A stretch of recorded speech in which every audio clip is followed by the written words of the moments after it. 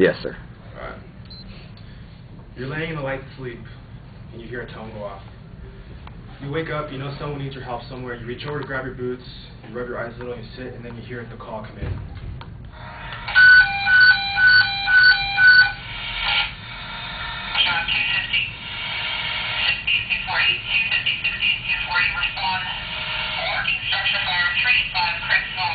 Holy moly. Your heartbeat doubles and your stomach turns. You run as fast as you can, you open the door, you slide down the stair pole to the apparatus floor, you throw your boots back off you just threw on, you jump into your other boots, you pull your pants up, your sweaters over your shoulders, you throw your jacket on, you jump on the fire engine. You strap on your bottle, you put on your axe, you put on your earphones, the engine starts, the doors of the bay leading to the street open, and you blaze down the street, sirens and lights, and you're off to work. That's a typical night for a busy firehouse in Southern California. Today I would like to introduce you to the duties and responsibilities of the most competitive and dangerous occupation in America, the job of a firefighter. People may think firefighters just sit around and wait for fires to start so they can go put them out and then feed their hungry Dalmatians at the fire station. But the truth is they do that and a whole lot more. Every department throughout the country has a mission statement, something that makes them different from every other department, but they all have the same common goal. The City of Orange has a great department mission statement: to prevent or minimize the loss of life or property to the adverse effects of fire, medical emergencies, or natural disasters created by man or nature. So, and ultimately that is what every department has a duty or responsibility to do. Firefighters are on staff 24 hours a day, 7 days a week, 365 days a year.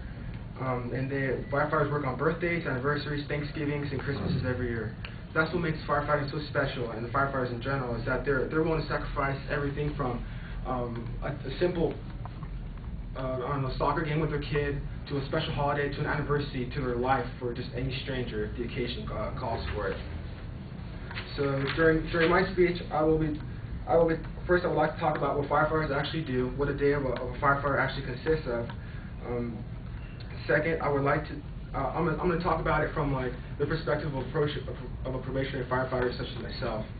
Second, I will talk about who's who on a fire engine, who the guys you see riding around actually are, and what the responsibilities are on a firefighter, on an actual working structure fire. And last, I will talk about the physical requirements and educational requirements and training that goes into becoming a firefighter. What are prospective employers looking for to hire candidates that seek an exciting and promising career in the fire service? A firehouse has no two days are similar. General routine is generally the same. You show up at 7 o'clock for shift change, but a probationary firefighter will be there at 5 o'clock. He'll have the newspaper out, the coffee made, the flag up. We'll know everyone's responsibilities for the day and everything that's going on. And if you can get the lights. Here's following is a daily routine for a Los Angeles County firefighter. Like I said, 7 a.m. shift change. You arrive at the firehouse. 8 a.m. is lineup. You all sit down and talk about what you're going to do for the day. From 8:30 to 9:30, you have PT, physical training. You get to go to the gym. You go for a run. You'll do a little bit of physical training, incorporating some drills or something. After which, you get to clean up and you do the housework. Housework is pretty tedious. You clean everything. Everything is spotless. From the rigs to the trash cans to the floors, everything has to look presentable in case someone were to come into your station, a chief or someone from the city council. You need to show that you really want to be there.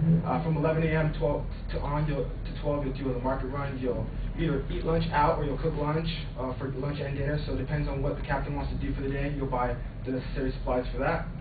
After that, you come back and you clean up. And at 2 p.m. is when you do your inspections, or you go to school visits, or people will come visit you at the station, or you'll do what you're going to do for the day. You'll go do some truck company type work. And after you come back, you cook dinner, and after dinner is cleanup. After dinner is usually your own time. You can dress down. The day is officially over. You're 9 to 5. Firefighters don't work 9 to 5, but your 5 p.m. is their time. You can dress down. You're still on call. And 10 o'clock is generally bedtime. 4 to 5 calls. 4 to 5 calls is a slow day, and a busy day is anywhere from 15 to 20 calls. And the calls can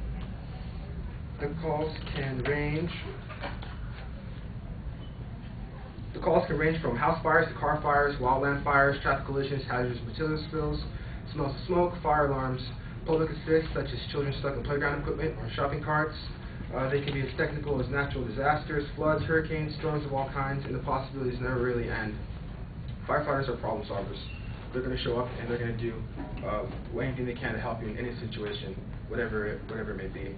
So we all see fire engines driving around all day, whether it be with the lights on, day, night, all hours of the day. And so who are these guys? What are they driving around in? Well, the International Fire Service Training Association, or IFSA, they're the ones that classify everything firefighters use into general categories and what they're actually used for.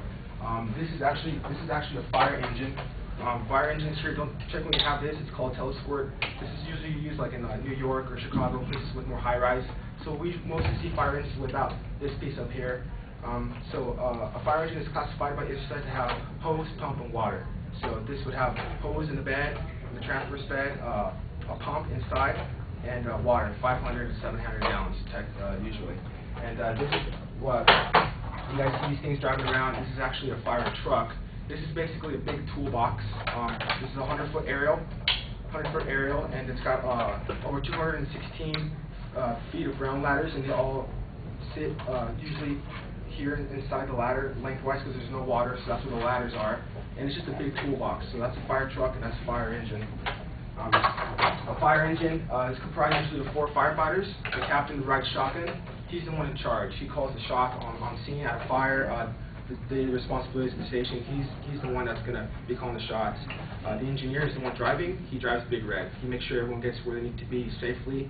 He's in charge of all the equipment, and he pumps on a work construction fire or anything that requires water. Firefighter sits behind the engineer. Here is the hydrant man. He's the one that jumps off and connects the hose to the hydrant, gets water to the engine so the engine has water to pump on a fire. And he's usually a little more experienced. Captain's always the most experienced. Second experienced is the engineer. Third experience is the hydrant man, and then the nozzle man, which I am, is the grunt. You're the one that's going to pull the hose. You're going to run up and get ready to go in. Whether it be a medical aid, you're the first one with the patient. You're going to hold the door open for them at a restaurant. You're going to take the trash out after dinner. You're going to mop. You're going to do everything you want them to do because they've been there a lot longer, and you want to appreciate. You want to show them that you want to be there with them. So that is what a fire engine and a fire truck is. So what does it take? What does it take to be a fireman? You know, what can I do to become a fireman? Well, here is firecareers.com is a website that, if I can get the light, that lists what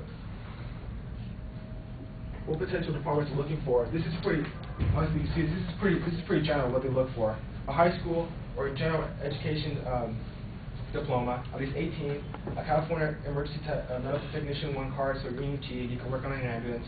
A firefighter 1 academy. Academies usually range from 16 to 18 weeks, depending on where you go to school. And a CPAT or BIDL is a physical test, and they like for you to have your Class B so you can drive a fire engine, and they like for you to be bilingual, have a clean record, a clean background, in good standings with the police, and that's what prospective employees usually look for. Firefighters is something very special, something I think we take for granted. We see them driving around, and there's something very special. My cadet, my senior drum master in the academy, 40-year retired LACD captain Norm Scott, used the example of the New York Fire Department on a daily basis, even though he was an LACD firefighter. He talked about how in such large city, it's hard to find anyone that cares. He said, you call the cops and they rarely come. You call for an ambulance and they come every 15 minutes, but if you call a fire department, they'll be there in 4 minutes with smiles on their face, any time of night to help you with anything you need. So that's dedication to men and women that make up the fire service, and it's something very special. So we need to appreciate these men and women and thank them for all they do, whether it's a hello, or just a simple wave down the street, or a warm pie at the fire station. They definitely appreciate you as much as you appreciate them.